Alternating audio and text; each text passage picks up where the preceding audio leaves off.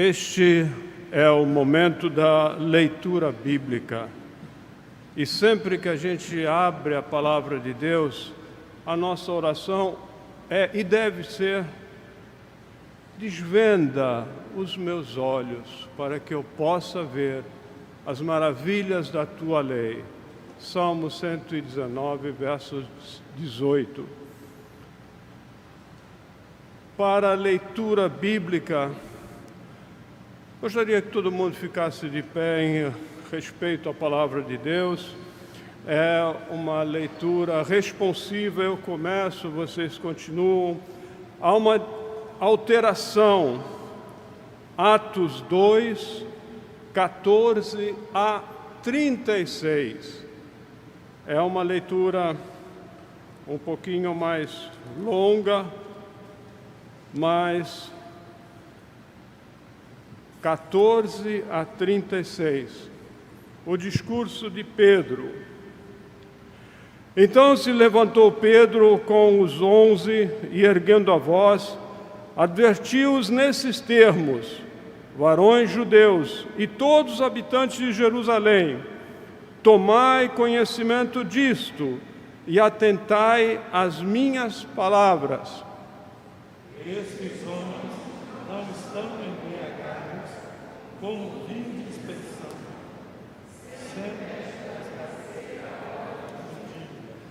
mas o que ocorre é o que foi dito por intermédio do profeta Joel.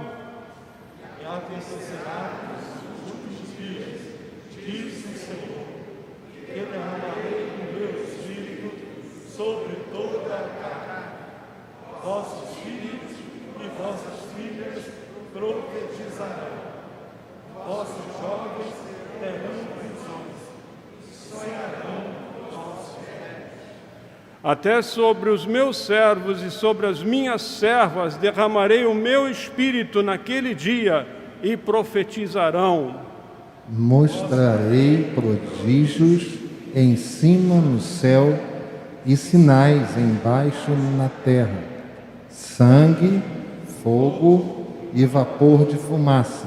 O sol se converterá em trevas e a lua em sangue, antes que venha o grande e glorioso dia do Senhor. E acontecerá que todo aquele que invocar o nome do Senhor será salvo. Varões israelitas, atendei a estas palavras. Jesus, o Nazareno, varão aprovado por Deus diante de vós, com milagres, prodígios e sinais, os quais o próprio Deus realizou por intermédio dele entre vós, como vós mesmos sabeis. Sendo este entregue pelo determinado desígnio e presciência de Deus, vós o matastes, crucificando-o por mãos de iníquos. Ao qual, porém, Deus ressuscitou, rompendo os grilhões da morte, porquanto não era possível fosse ele retido por ela. Porque a respeito dele, diz Davi: diante de mim via sempre o Senhor, porque está à minha direita, para que eu não seja abalado. Por isso se alegrou o meu coração e a minha língua exultou. Além disso, também a minha própria carne repousará em esperança.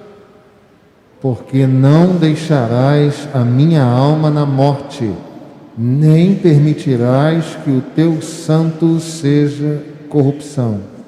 Fizeste-me conhecer os caminhos da vida, encher-me-ás de alegria na tua presença. Irmãos, seja-me permitido dizer-vos claramente a respeito do patriarca Davi, que ele morreu e foi sepultado, e o seu túmulo permanece entre nós até hoje. Sendo, pois, profeta, e sabendo que Deus lhe havia jurado que um dos seus descendentes se assentaria no seu trono, prevendo isto, referiu-se à ressurreição de Cristo, que nem foi deixado na morte, nem seu corpo experimentou corrupção. A esse Jesus, Deus ressuscitou, do que todos nós somos testemunhas. Exaltado, pois, à destra de Deus, tendo recebido do Pai a promessa do Espírito Santo, derramou isto que vedes e ouvis. Porque Davi não subiu aos céus, mas ele mesmo declara: disse o Senhor ao meu Senhor, assenta-te à minha direita. Até que eu ponha os teus inimigos por estrado dos teus pés. Juntos, esteja absolutamente certa, pois toda a casa de Israel, de que este Jesus, que vós crucificastes, Deus o fez Senhor e Cristo. Que a palavra do Senhor, de fato, nos transforme nessa noite e mexa profundamente com o nosso coração. Que a graça e a paz do nosso Senhor Jesus Cristo sejam com todos nós nessa noite. Meus irmãos, a despeito do nosso texto ser longo, eu peço que os irmãos mantenham as suas Bíblias abertas, porque por algumas vezes nós voltaremos no texto para avaliar o que o Senhor tem a nos dizer nessa noite através da sua palavra. Mas antes de voltarmos ao texto que foi lido, eu quero compartilhar com vocês um pouquinho da história de um homem que certamente você já ouviu falar do legado que ele deixou na história. Um norte-americano, um estadunidense, chamado Walt Disney. Você já ouviu falar desse nome? Walt Disney. Obviamente que sim.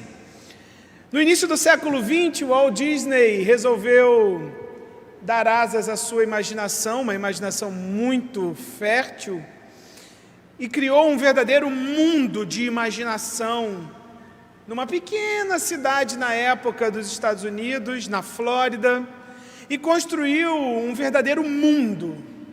O mundo de Walt Disney. As nossas crianças, vendo as animações na televisão, querem muito conhecer o mundo encantado de Walt Disney. Mas é interessante que esse encanto que a Disney traz, aí a Disney, eu já estou falando do mundo Disney, da organização Disney, que foi criado em cima do nome de seu fundador, impacta até mesmo os adultos que trabalham ali. Eu tive um amigo certa vez, um grande amigo meu, que passou 6 meses na Disney trabalhando. Ele trabalhava em várias áreas dos parques, e eu perguntando para ele, como é que é o processo de você chegar, um brasileiro, e começar a trabalhar na Disney, e ele falou um pouco sobre a preparação de todos os funcionários Disney, dos responsáveis pela limpeza dos banheiros aos diretores das mais conceituadas áreas. E ele disse, olha, todos que chegam em Walt Disney são obrigados a fazer 15 dias de curso na Universidade Disney. E eu perguntei, por quê? Para a gente entender como funciona a mente de Walt Disney. E aquilo me espantou e achei interessante. Em uma das vezes que eu conversei com ele, ele falou sobre as diversas placas inspiradoras que tem nos parques, com frases de Walt Disney, não voltadas à mente das crianças, porque as crianças se encantam com as princesas, com as histórias, e os adultos com o legado intelectual que o Walt Disney deixou. E uma dessas frases é a seguinte: é um tanto quanto divertido fazer o impossível. Eu vou repetir. Uma das frases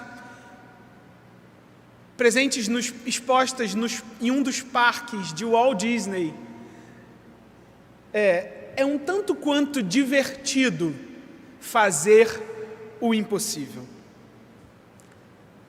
a despeito da imaginação fértil de Walt Disney, que foram e que ainda são um diferencial em sua organização, esse homem em nenhum momento pôde, como homem, romper a barreira do impossível, como ele imaginava. Esse homem hoje tem o seu nome marcado na história americana como alguém especial, mas somente isso. O impossível de ser feito e divertido como Walt Disney imaginava ser, vai além da capacidade humana. O homem não pode fazer o impossível. E ainda que nosso intelecto ou força seja muito grande, o homem continuará apenas resumido a fazer coisas possíveis. Walt Disney, apesar de o seu mundo de imaginação ter sido criado e é muito grande, o Walt Disney estava profundamente enganado no que diz respeito ao seu legado intelectual para os adultos. Mas o mundo de hoje nos fala coisas parecidas. O mundo de hoje tem diversos discursos que soam agradáveis aos ouvidos de muitos, mas não passam de meras palavras bonitas. Não é difícil encontrarmos discursos que colocam o ser humano em posições que não pertencem a ele. Você já deve ter ouvido coisas como: reprograme os seus pensamentos para assim conseguir atingir os seus objetivos. Você já deve ter ouvido discursos como: descubra o seu potencial interior e vença as barreiras do impossível da sua vida. A gente vive numa época que tentam nos enganar, dizendo que eu e você podemos mudar o curso das nossas vidas. Nós vivemos numa era que o Walt Disney dizia viver, que ele podia fazer o impossível. E muitos discursos da nossa era também falam sobre isso.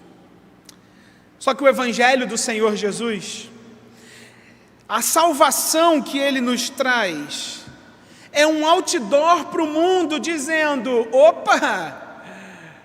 O impossível só existe um que pode fazer.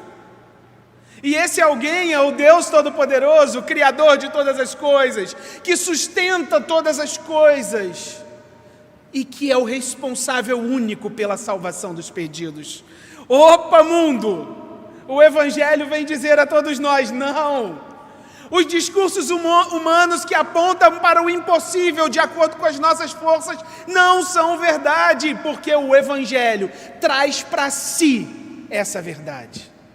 É por isso que a gente vai se debruçar diante desse texto, Atos 2, 14 até o 36. Nós estamos no meio da nossa série, aqueles que nos visitam, só para colocar vocês a par, nós estamos na série à noite, este é o terceiro domingo de série, que chama Até os Confins da Terra, e nós estamos falando sobre crescimento do povo de Deus. Semana passada o reverendo André pregou até o versículo 13 do capítulo 2, e hoje nós continuaremos de onde paramos na semana passada, Atos 2, versículo 14, e eu quero conversar com você sobre o tema: o valor do Evangelho do Senhor Jesus Cristo. Abra sua Bíblia, volte a sua Bíblia, se você não a fechou, porque o discurso de Pedro começa exatamente de onde paramos na semana passada, o início da igreja do Senhor. E para relembrar um pouco os irmãos, o Espírito Santo desceu no início do capítulo 2, e isso foi um cumprimento, como o pastor falou semana passada, da profecia de Joel. E isso se manifestou de forma que os crentes, ali reunidos, passaram a falar em línguas que eles não conheciam, mas que os estrangeiros presentes na cidade conseguiram entender, porque eram línguas estrangeiras, que foi uma manifestação do Espírito Santo para difundir a mensagem do Evangelho. Mas pensa comigo, estrangeiros de várias partes daquele mundo, olhando para homens que não tinham tanto conhecimento, falando nas mais variadas línguas. Estes homens, esses ouvintes, ouvindo claramente na sua língua a mensagem do Evangelho, muitos deles reconheceram a mensagem, mas outros tantos passaram a zombar daqueles homens, dizendo: estes homens não podem ter consciência do que estão falando, eles estão bêbados. O discurso de Pedro começa para esse grupo, para essas pessoas que estavam zombando dos discípulos, como se estivessem bêbados e não como uma manifestação do Espírito Santo para a proclamação do Evangelho. Era um tanto quanto impossível na cabeça daqueles homens que os discípulos do Senhor tivessem palavras tão profundas para falar nas suas próprias línguas. Pedro então se levanta e fala contra esses homens. No versículo 15, a palavra de Deus nos diz que esse evento, Pedro se levanta aproximadamente às 9 da manhã. E esse é o primeiro argumento de Pedro. Ele falou: olha, eles não estão bêbados, são 9 da manhã. Isso não é hora de ter gente bêbada. São 9 da manhã ainda. Essa teoria de vocês não faz sentido. E Pedro começa a explicar àqueles homens o que estava acontecendo. E Pedro vai claramente, a partir do versículo 16, dizendo: olha, eles não estão bêbados, o que está acontecendo é a profecia de Joel que se cumpriu. Todos estão profetizando, todos estão proclamando a palavra do Senhor.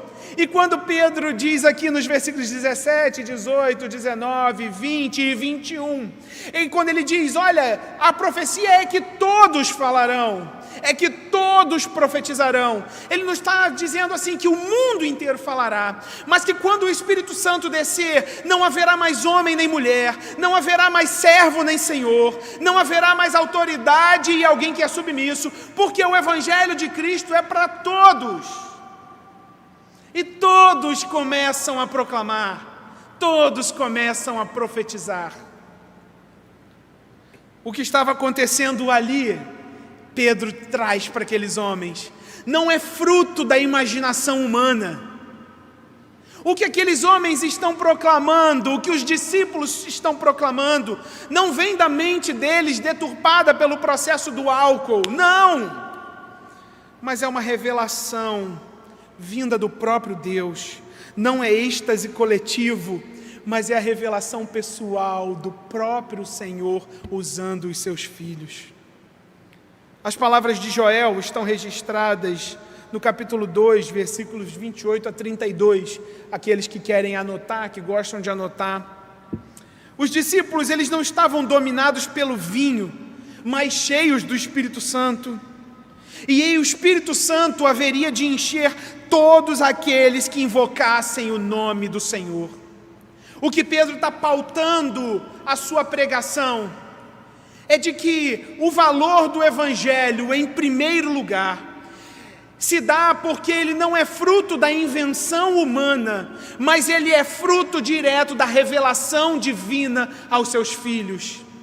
Meus irmãos, quando nós falamos de Evangelho, quando nós falamos de salvação, quando nós falamos das Escrituras, nós não estamos falando de algo que é como mais um dos livros que nós temos, mais um das obras fantásticas, antigas que nós temos. A palavra do Senhor é a revelação de Deus para os seus filhos, apontando o caminho o qual eles têm que viver. Esse é o primeiro valor do Evangelho. O valor do Evangelho se dá porque ele é fruto da revelação divina e não da invenção humana. Por que eu estou falando isso? Porque Pedro se baseia não nas suas próprias elucubrações, mas ele se baseia nas escrituras que eles tinham em mãos na época.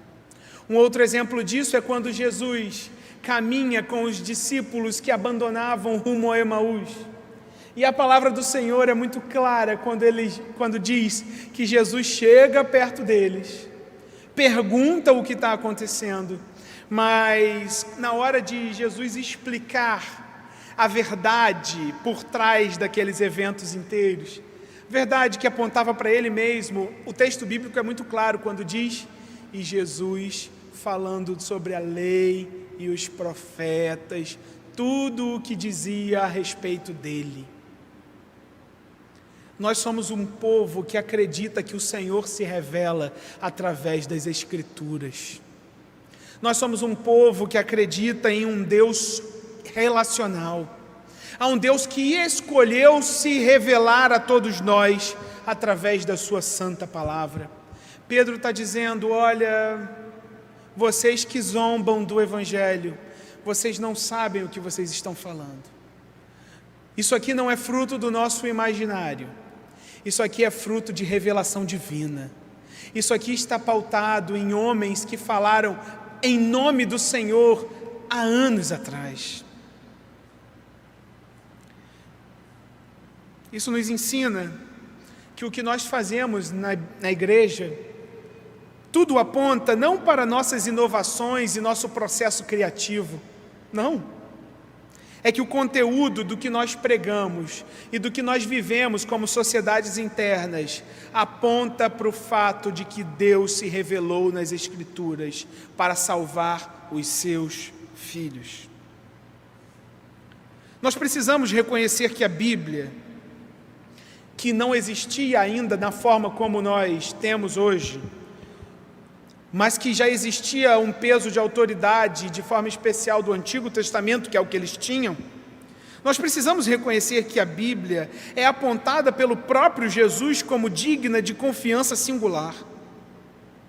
Nós temos verdades eternas da parte do Senhor para que os perdidos o encontrem e para que os que foram encontrados cresçam nele. Falar disso como valor do Evangelho é contrastar a revelação divina com discursos atuais que nascem na invenção humana para saciar a sede de realização do homem em busca do prazer próprio.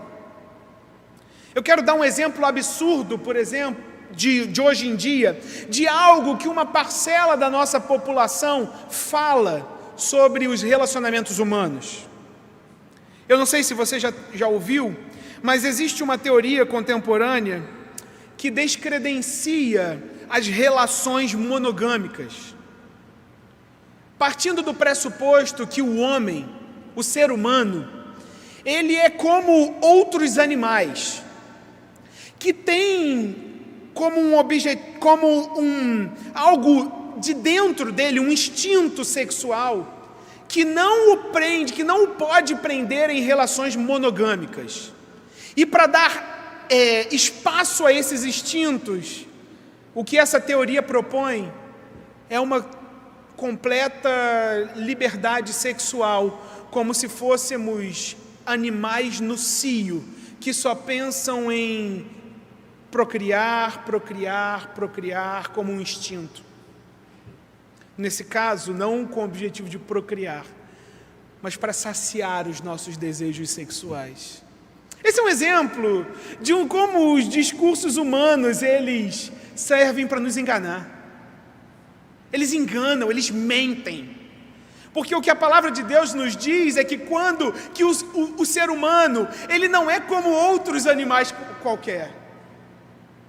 Ele não é fruto de uma linha de evolução, como essa teoria aponta.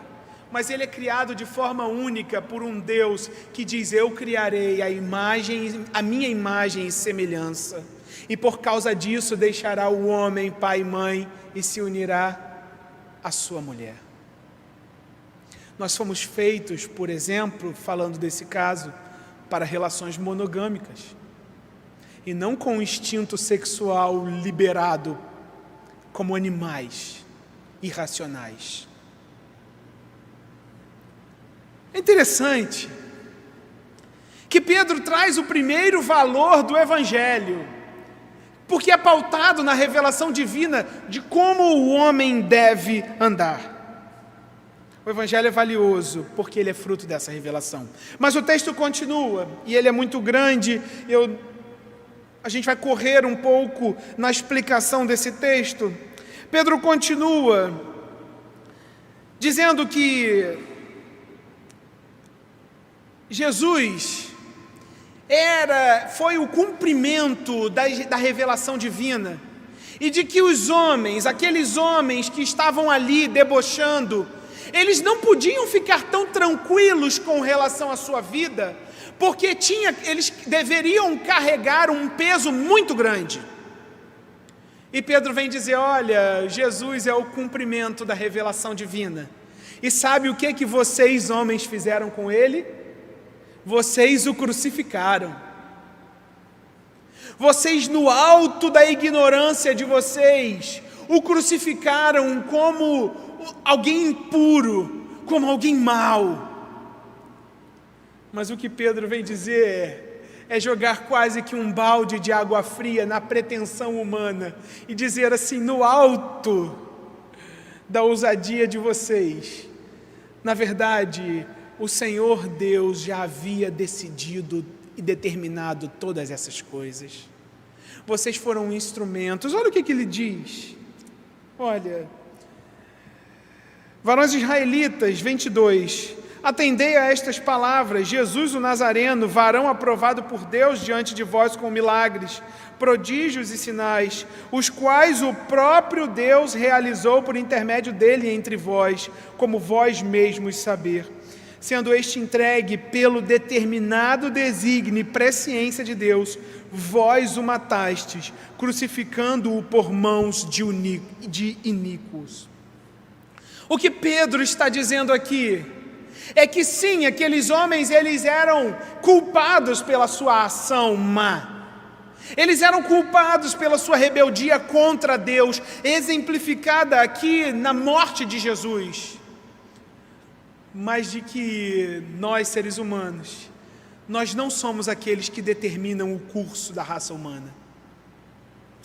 Porque nós somos todos dependentes de um Deus que sustenta e determina todas as coisas. O segundo valor do Evangelho, como Pedro nos aponta nesses textos, é que o Evangelho coloca o ser humano no seu devido lugar, afastado de Deus e perdido. Você já deve ter ouvido hoje em dia discursos como: você é o responsável pela sua felicidade, o próximo degrau só depende de você, força que você não tem ideia do quanto você é forte, olhe para si mesmo e você é mais forte do que você imagina. O Evangelho é um contraste disso, porque quando Pedro se refere a esses homens, ele diz: vocês não têm saída, vocês estão afastados do Senhor. Olha, um exemplo disso é que vocês mataram a Jesus. Não venham se gabar como se vocês achassem que vocês são alguma coisa, vocês estão afastados de Deus, mas não para aí. Porque Deus não deixou Jesus da forma que vocês foram colocados, mas Deus o ressuscitou e hoje Ele é Senhor. O Evangelho é poderoso porque ele coloca os personagens em seu devido lugar. O responsável por todas as coisas boas não somos eu e você, é um Senhor que diz, quando cria todas as coisas: tudo o que eu criei é bom. Só pode vir algo bom de um Deus que é a bondade perfeita. O Evangelho é valioso, porque o Evangelho não nos engana. O Evangelho nos coloca em nosso lugar. nós estamos afastados de Deus. A humanidade está afastada de Deus. Isso porque diz a palavra do Senhor que o ser humano escolheu se rebelar contra Deus e escolheu caminhar pelos seus próprios caminhos e dizer não ao projeto que Deus tinha para o ser humano. A essa rebeldia, a Bíblia chama de pecado. E quando o pecado age na raça humana, todos os seres humanos passam a ser rebeldes contra Deus.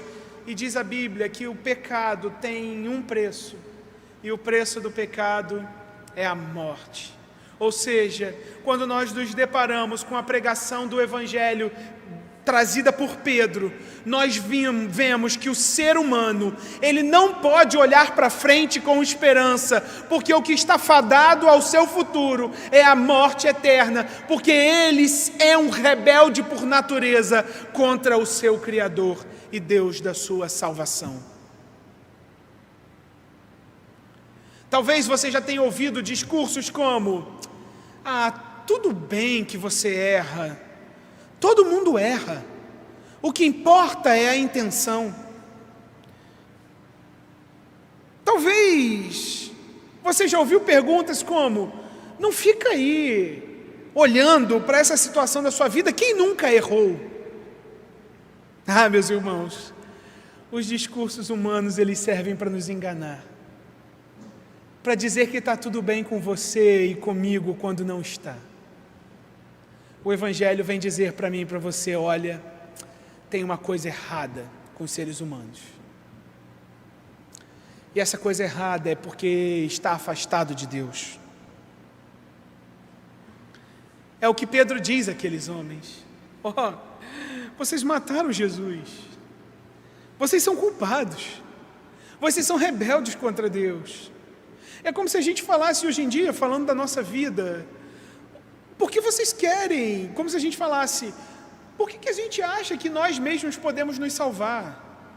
Nós somos mentirosos, nós somos hipócritas, nós somos maus, nós somos egoístas. E desculpa eu estar falando na primeira pessoa do plural, se você não faz parte desse grupo, talvez seja só eu. E a palavra do Senhor vem me dizer, o Evangelho me diz quem eu sou.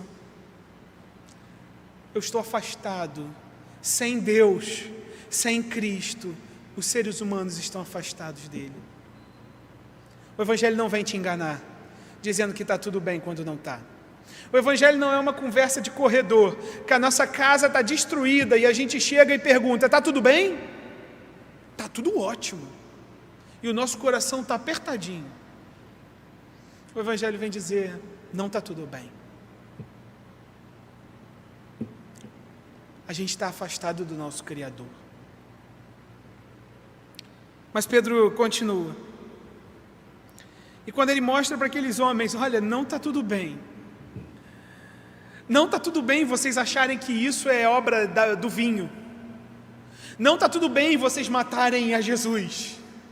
Não está tudo bem vocês viverem uma vida de acordo com os seus próprios pensamentos. Não está tudo bem. Mas Pedro não para aí, porque há um terceiro valor no Evangelho, que Pedro traz para a gente. E olha o que ele diz nos versículos 32 até o 36. A este Jesus que vocês mataram, Deus ressuscitou, do que todos nós somos testemunhas. Ele está exaltado à destra de Deus, tendo recebido do Pai a promessa do Espírito Santo. Porque Davi não subiu aos céus, mas ele mesmo declara: disse o Senhor ao meu Senhor: assenta-te à minha direita, até que eu ponha os inimigos por estrado dos teus pés. Olha o versículo 36, meus irmãos. Esteja absolutamente certa, pois toda a casa de Israel, de que a este Jesus que vocês crucificaram, Deus o fez Senhor e Cristo. Aleluia! O nosso Senhor está vivo, e esta é a terceira verdade do Evangelho, é o terceiro valor do Evangelho. Ele é valioso, porque ele não está pautado na nossa vitória, mas ele está pautado na vitória de Jesus na cruz do Calvário, que venceu a morte para dizer de uma vez por todas que todos aqueles que estão nele viverão eternamente no seu reino celestial. Nós estamos pautados na vitória de Jesus Cristo na cruz do Calvário. Este é o valor do Evangelho. Nós não podemos acreditar que resolvemos os nossos problemas por nós mesmos. Nós também não acreditamos que o mundo caminha sem rumo ao abismo. Nós acreditamos no Evangelho, que não nos engana, porque é revelação divina e não imaginação humana, porque nos coloca no lugar de perdidos e não como salvadores das nossas próprias vidas, porque coloca o Senhor Jesus, a sua obra finalizada na cruz, como a nossa vitória certa no seu nome.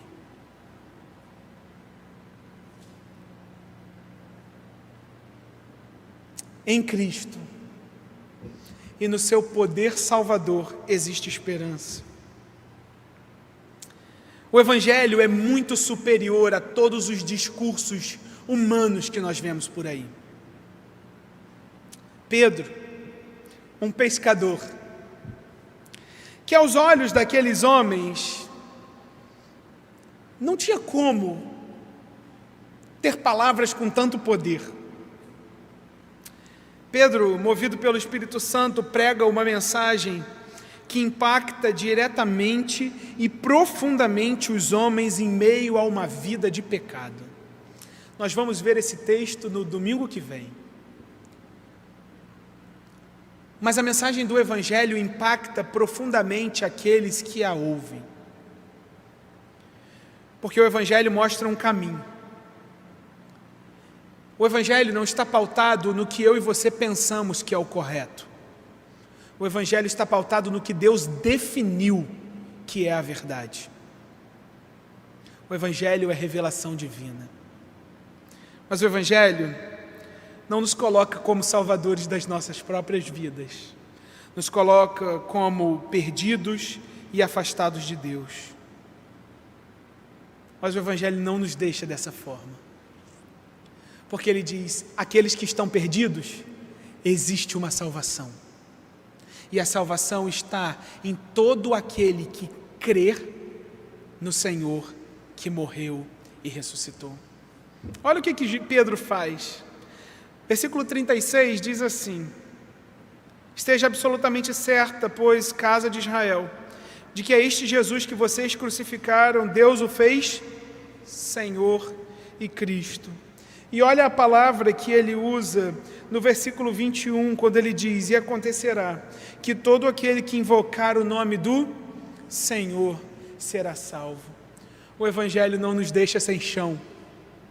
O Evangelho não nos entrega a nossa perdição e nos deixa lá para sofrer. O Evangelho é salvação. O Evangelho é poder de Deus para a salvação de todo aquele que crê. Meus irmãos, o Evangelho é a boa notícia de que Deus, através da sua revelação, diz ao mundo, há uma salvação. Você precisa dessa salvação. Você está afastado de Deus e você precisa dele. É por isso que o Evangelho é tão poderoso. Ele encontra o ser humano em sua perdição. Ele nos encontra em meio à nossa hipocrisia e diz, você não precisa ser um hipócrita. Descansa em mim e aprenda comigo, porque eu sou manso, eu sou santo. Ele diz para os maridos, vocês não precisam ouvir o discurso do mundo de que você deve se relacionar com uma colega de trabalho ou fazer besteira depois do trabalho. Ele diz, olha para mim, porque eu morri por você, morra pela sua esposa. O Evangelho não nos deixa do nosso caminho de perdição, porque ele diz: você não pode se salvar. O texto termina, e eu sempre faço uma pergunta no fim da mensagem, que eu acho que nos ajuda. O que esse texto tem a ver com você? Talvez você tenha muito tempo de igreja, e uma mensagem falando do Evangelho, da pregação do Evangelho, talvez você pense, puxa, eu podia ter trazido o meu amigo que ainda não é um cristão, mas o Evangelho fala com todos nós, e eu queria propor rapidamente com você, e é rápido mesmo, 3 aplicações de como você pode viver a sua vida, pautada no valor do Evangelho. Em primeiro lugar, eu quero falar com você que o Evangelho é suficiente, e você deve viver de acordo com a suficiência do Evangelho. Você se lembra como Pedro estruturou a sua pregação? Ele começou dizendo o quê? Não o que ele pensava sobre pessoas que diziam sobre bêbados, não. Ele estruturou a sua pregação partindo do pressuposto de que Deus se revela com o seu povo, de que Deus tem o caminho para indicar para o seu povo na história. O Evangelho de Cristo, ele é suficiente para nós, para resolver todos os nossos problemas. E eu queria que a gente aplicasse isso nas nossas vidas, porque pensa quantos discursos nós ouvimos, e nós pensamos assim, talvez isso faça sentido. Só que no fim das contas, isso não tem nada de Evangelho. Isso não é a resposta que Deus nos deu. O Evangelho é suficiente porque ele é mais do que escritos de sabedoria. Ele é a revelação divina para que vivamos uma vida real e plena dentro do nosso propósito. E propósito é uma palavra muito em alta hoje em dia, por esses discursos falsos humanos, dizendo, descubra o seu propósito. Mas a Bíblia nos diz que o nosso propósito é um só. Como toda a criação aponta para um só propósito, a glória do nosso Senhor. O nosso propósito de vida não é ser feliz. Por isso que os discursos que dizem, abre mão do seu casamento e seja feliz, eles são mentirosos. Porque o nosso propósito de vida não é ser feliz, é glorificar a Deus. E Deus diz que abomina o divórcio, abomina o adultério. Percebe como nós na igreja, nós precisamos interiorizar as verdades do Evangelho, porque ele é suficiente para nós.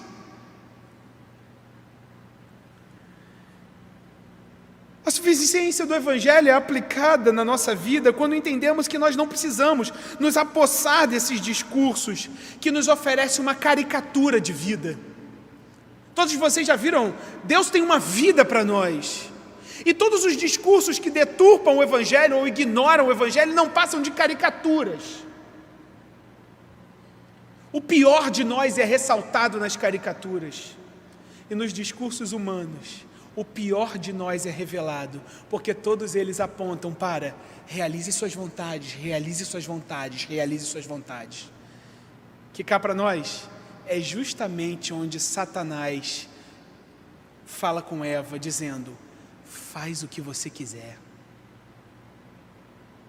coma desse fruto, se rebele contra Deus. Está com vontade? Faz. Os discursos do mundo são mentirosos. O mundo vai te dizer o seguinte, você precisa ser feliz, custe o que custar. O Evangelho diz, você será um eterno sofredor se você não confessar a Cristo como seu Salvador. O mundo te diz, olha, o que importa é que você seja um profissional de sucesso, ainda que algumas coisas imorais precisem acontecer, afinal, em toda empresa tem corrupção. O Evangelho vai te dizer outra coisa, independente do que você faça, faça como se para o Senhor. O mundo vai dizer para você, olha, não importa se você descarregar as suas tensões em sexo fora do casamento. O Evangelho vai te dizer que marido e mulher devem viver uma relação como a de Cristo com a sua igreja, pautada em sacrifício e submissão. O mundo vai te dizer que a mulher, ela vai encontrar o seu lugar quando os direitos forem iguais e quando as mulheres puderem ter liberdade de assassinar uma criança em seu ventre e não ser julgada por sua escolha de liberdade sexual. O Evangelho vai dizer que a mulher sábia é aquela que é reconhecida ao edificar a sua casa. O Evangelho, e não os padrões do mundo, é suficiente para que nós entendamos o nosso propósito. Não permita que, tendo a preciosidade do Evangelho em mãos, não permita se entregar a caricaturas. O Evangelho é suficiente. Em segundo lugar, eu demorei muito tempo nesse, eu vou correr mais sobre as outras aplicações. Em segundo lugar, você também pode aplicar em sua vida o fato de que o Evangelho é totalmente eficaz. Eu falei como quando o Evangelho é suficiente, de que nós podemos e devemos abandonar toda e qualquer narrativa que não parte do Evangelho. E isso tem a ver com os movimentos feministas, os movimentos de liberdade sexual, e até os movimentos de que um apelo ao sucesso profissional, custe o que custar. Mas eu quero te encorajar a dizer que você pode aplicar essas verdades na sua vida, porque o Evangelho não só é suficiente, como o Evangelho é eficaz. O Evangelho não é mais uma das teses humanas, das hipóteses humanas, mas o Evangelho é comprovado e ele funciona, porque ele está pautado no sangue de Jesus, que já foi derramado na cruz do Calvário, mas que agora Cristo reina ao lado de Deus o Pai, soberano sobre todas as coisas. O universo inteiro está na palma de suas mãos, porque Ele é o Senhor. A sua família tem jeito, porque o Evangelho pode mudar a sua vida. O seu filho tem jeito, porque o Evangelho pode mudar a sua vida. Os seus distúrbios sexuais têm jeito, porque em Cristo nós podemos realizar aquilo que pelas nossas próprias forças não é possível. O Evangelho dá jeito na sua vida, porque ele já é garantido na cruz do Calvário. Seja o seu problema qual for, eu quero te encorajar a se entregar diante de um Deus que diz: já está feito. Eu já tenho para você uma vida melhor. O Evangelho é eficaz. Você não precisa, além de ser suficiente, você não precisa de hipóteses humanas. Ele está seguro em Jesus, o nosso Salvador. Por fim, o Evangelho é inspirador, porque o Evangelho nos chama a olhar para Cristo e a perceber que a nossa vida sem Cristo não passa de uma caricatura, de que tudo aquilo que a gente achava que trazia felicidade, na verdade só é mais um buraco sendo cavado para mais fundo do nosso poço de perdição. O Evangelho é inspirador porque aponta para a obra de Cristo e Ele nos diz: cada um de vocês tome a sua cruz e me siga. Siga os meus passos. Meus irmãos, independente de quanto tempo você tem na igreja, independente se você pisa numa igreja pela primeira vez, e eu falo aos nossos visitantes, eu quero dizer para você que o Evangelho de Cristo, o poder de Deus para salvar, ele é poderoso. E ele pode mudar a nossa história. Ele pode mudar o nosso casamento. Ele pode mudar o nosso foco da criação dos nossos filhos. Ele pode mudar a nossa força no que diz respeito a vícios que porventura temos. Porque esse Evangelho está disponível a todo aquele que crê. Você, cristão, se entregue ao Evangelho de forma suficiente, eficaz e inspiradora. Viva o padrão do Deus que te salvou. Nós estamos falando sobre crescimento e nós não crescemos sem o Evangelho. E a você que talvez nunca tenha reconhecido a Jesus como Salvador, eu quero te dizer que esse Evangelho, esse poder de Deus para a salvação, pode salvar você. Você não está tão longe que Jesus não possa te alcançar. A palavra de Deus nos diz que todo aquele que invocar o nome do Senhor será salvo. Se porventura você nunca reconheceu que precisa de salvação, e nunca reconheceu onde conseguiria essa salvação, o Evangelho vem te dizer, essa salvação é possível em Jesus. A salvação para você nessa noite. Enquanto a banda volta para tocar o último cântico, eu quero convidar a todos vocês a ficarem de pé. Eu quero convidar a todos vocês para que nós oremos juntos. Se você entendeu essa mensagem, se você entendeu a revelação divina do Evangelho, se você reconhece que você não pode se salvar porque você é um pecador, mas se você reconhece também que Jesus venceu a morte e é o seu Salvador, eu quero convidar você a abaixar sua cabeça. Todos nós vamos orar juntos. Mas se você nunca fez isso, eu quero convidar você aí no seu lugar, não precisa falar alto, abaixar sua cabeça e orar comigo da seguinte forma: Senhor, eu reconheço que eu sou um pecador e eu preciso de salvação. Eu reconheço que Jesus é o meu Salvador e eu entrego a minha vida a Ele. Em nome de Jesus, amém. E a todos vocês, meus irmãos, eu também quero orar, clamando para que o Evangelho seja perceptível e vivido por todos nós. Abaixe sua cabeça, vamos orar. Senhor Deus, nós reconhecemos que não há nada de mais belo, mais precioso e mais importante na nossa vida do que a Tua revelação. Muito obrigado, ó Deus, porque Tu és um Deus que se relaciona com o Seu povo. Muito obrigado, ó Deus, porque o Senhor não nos deixa no nosso caminho de perdição. Antes o Senhor nos encontra e nos salva. Deus, nós reconhecemos que precisamos do Senhor como Teu povo e pedimos, guia-nos, ó Deus, num caminho de santidade. Faça-nos crescer, ó Deus, e viver até os confins da terra dessa forma. Senhor, nós te pedimos que o Evangelho habite e frutifique nos nossos corações de forma suficiente, eficaz e inspiradora.